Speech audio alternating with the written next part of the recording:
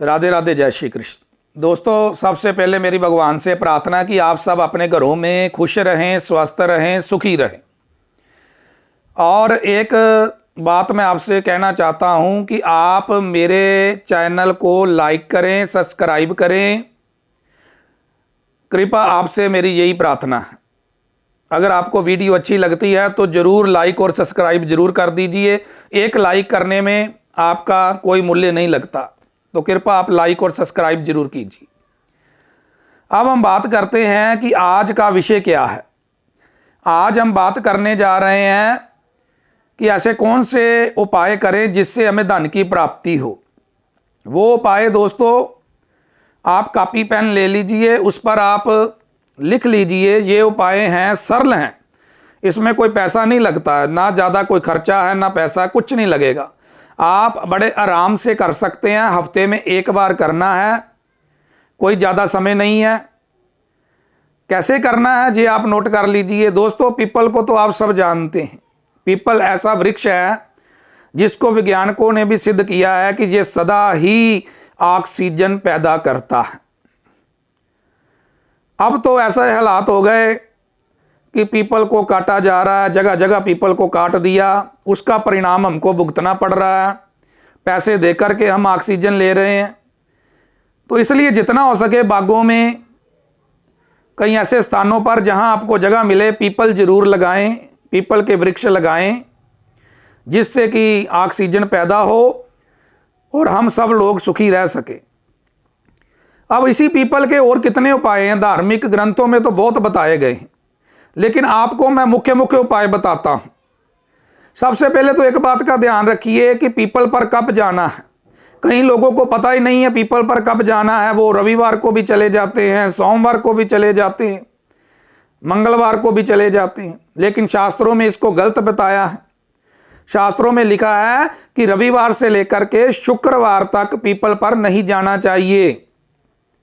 क्यों कहा ऐसा, आप ध्यान से सुनिए। इसमें एक कथा आती है भगवान विष्णु की और दरिद्रता की।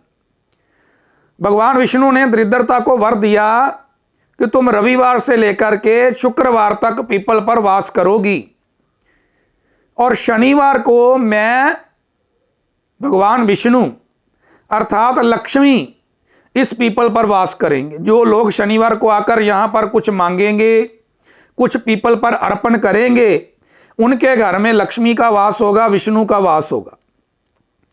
अब इसकी पूजा कैसे करनी है, आप ध्यान से सुनिए। हम बहुत सारी गलतियां कर जाते हैं, कई बार लोगों को देखते भी हैं वहां पर जाकर के वो कैसे पीपल की पूजा गलत तरीके से करते हैं, उसका परिणाम गलत होता है। फिर वो लोग कहते हैं हमें तो पीपल पर जाने पर फायदा नहीं मिला। लेकिन फायदा भाई कैसे मिलेगा जब आप काम ही गलत कर रहे हो, आपका पूजने का तरीका ही गलत है, तो आपको फायदा कैसे मिलेगा। पीपल पर फायदा लेना है तो किस प्रकार से लें, पहला उपाय सुनिए। सबसे पहले शनिवार वाले दिन, कल शनिवार है, प्रातः उठकर नहा धोकर आप जल ले लीजिए थोड़ा सा, उसमें थोड़ा कच्चा दूध मिलाइए, उसमें थोड़ी सी शक्कर मिलाइए और जाकर के पीपल के पेड़ की जड़ पर अर्पण कीजिए। धीरे धीरे जड़ को दबाइए, तने को दबाइए और अपने मन की प्रार्थना पीपल पर बोल दीजिए। देखिए भगवान लक्ष्मी नारायण कैसे कृपा करते हैं आप पर। दूसरा उपाय, शाम के समय पीपल पर, शास्त्रों में लिखा है शाम के समय पीपल पर लक्ष्मी और नारायण का वास होता है। शाम को आपको पीपल पर क्या करना है, वहां पर एक देसी घी का दिया जलाना है। दोस्तों, सबसे पहले तो देसी घी का दिया ही कहा गया है, और अगर आपके पास देसी घी नहीं है तो आप मीठे तेल का दिया जला सकते हैं, तिलों के तेल का, उसको मीठा तेल भी बोलते हैं। अगर तिलों का तेल भी आपके पास नहीं है तो आप पीपल पर सरसों के तेल का दिया जलाइए। और एक बात का ध्यान रखिए, दिया कभी भी पीपल के पीछे मत जलाइए, पीपल के आगे जलाइए।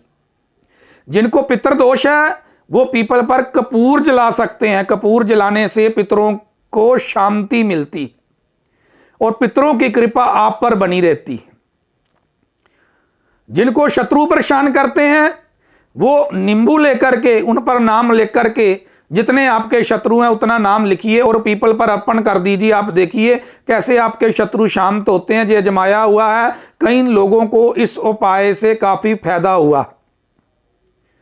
धन प्राप्ति के लिए प्रातःकाल पीपल का एक पत्ता ले आइए, उसे गंगा जल से साफ करके दोस्तों उस पर श्री लिखिए। संदूर से लिखिए, लाल चंदन से लिखिए, सफेद चंदन से लिखिए, अगर कुछ नहीं है तो हल्दी से लिखिए।